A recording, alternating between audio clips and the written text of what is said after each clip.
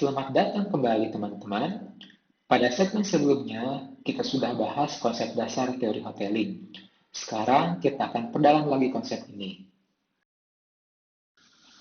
Kekuatan monopoli keuangan ditentukan dari tingkat efisiensi perusahaan.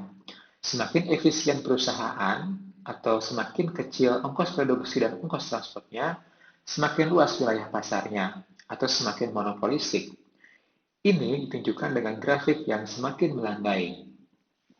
Pada gambar A yang sebelah kiri ini, perusahaan A, ongkos produksinya lebih kecil daripada B. Ini lebih pendek. Tetapi gradien fungsi ongkos transport perusahaan ini lebih curam, atau semakin bertambah jarak, bertambahnya ongkos transport semakin besar, sehingga pembagian wilayah pasarnya seperti ini. Pada gambar B yang sebelah kanan, perusahaan A, ongkos produksinya lebih kecil, dan transportnya juga memiliki fungsi yang lebih landai daripada perusahaan B. Sehingga pada sebagian wilayah yang sebelah kanan di sini ada wilayah pasar A, tengah-tengahnya ada wilayah pasar B, kemudian perusahaan A juga menguasai sebelah kiri di sini. Lokasi optimal bagi dua perusahaan adalah bergeser ke arah atau menuju tengah-tengah, atau digambarkan pada titik ini, perpotongan di antara kedua fungsi tersebut.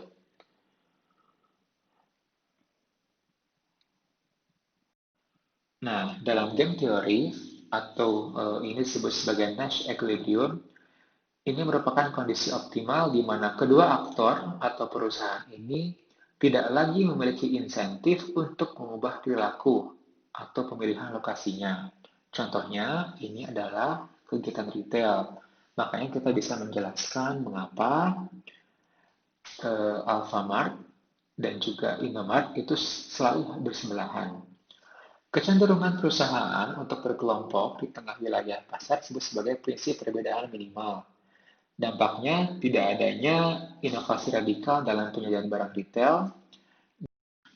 Pada kondisi optimal, tepat di tengah-tengah ini berkumpul perusahaan atau tadi ya pelayanan-pelayanan di tengah-tengah seperti ini. Sebenarnya, lokasi ini memberikan kesejahteraan agregat paling rendah bagi konsumen. Bayangkan di sini orang-orang yang berada di ujung-ujung wilayah harus menjangkau lebih jauh ke tengah-tengah untuk mendapatkan pelayanan atau es krim tadi. Ini terjadi jika asumsi semua konsumen memerlukan konsumsi barang yang tetap jumlahnya per periode waktu, serta tidak ada barang substitusi, yang berarti tidak relevan untuk kegiatan sosial dan pelayanan. Jika kompetisi dua perusahaan dapat dianalisa dalam bidang satu dimensi atau garis, maka kompetisi tiga perusahaan dapat dianalisa dalam bidang dua dimensi. Dengan demikian, titik equilibriumnya adalah menyebar berbagai wilayah pasar yang sama. Bagaimana jika kompetisinya lebih dari tiga perusahaan? Ini tidak dapat tercapai titik keseimbangan yang stabil karena lebih rumit lagi. Kemudian bagaimanakah pengaruh harga barang? Jika harga turun, maka perusahaan akan berkompetisi untuk menguasai wilayah pasar seperti ini. Jadi semakin memperluas pasar. Mulanya, diasumsikan bahwa harga barang bukan sebagai alat kompetisi, tetapi untuk mengindikasikan kualitas dan jenis konsumen. Sehingga kompetisinya bukan pada harga, tetapi barang tidak boleh benar-benar identik.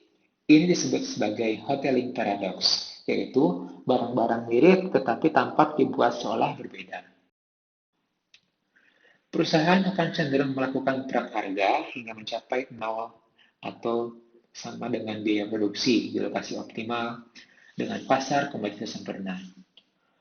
Model hoteling secara implisit adalah tentang kekuatan monopoli dengan perusahaan mampu menggunakan lokasi sebagai alat untuk membangkitkan kekuatan monopoli.